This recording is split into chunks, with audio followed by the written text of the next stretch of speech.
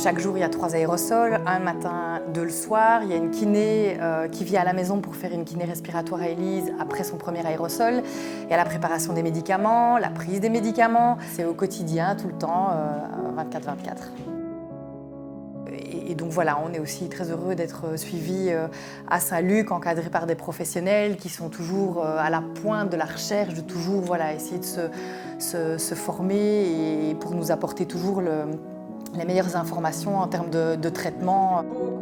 On pourrait encore améliorer notre prise en charge en ciblant spécifiquement des exercices et un programme de revalidation vraiment ciblé pour chaque patient. On sait que dans des pays comme le Canada ou l'Australie, ils sont vraiment à la pointe dans tout ce qui est revalidation cardio-respiratoire, tout ce qui est exercice médecine.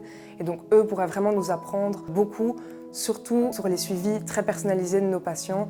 D'autre part, nous on s'est rendu compte avec la crise sanitaire du coronavirus qu'on était plus amenés à faire des traitements à distance ou en chambre par exemple pour les patients qui sont hospitalisés.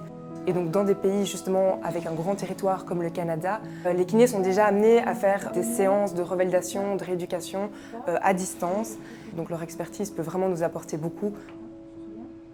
Finalement, le traitement qu'Élise a maintenant n'est pas du tout un traitement curatif, c'est juste un traitement préventif. Donc ça ne guérit pas la mucoviscidose, ça permet juste de mettre sur pause, mais on sait qu'il y a beaucoup de partage et beaucoup de partage d'informations, d'avancées scientifiques.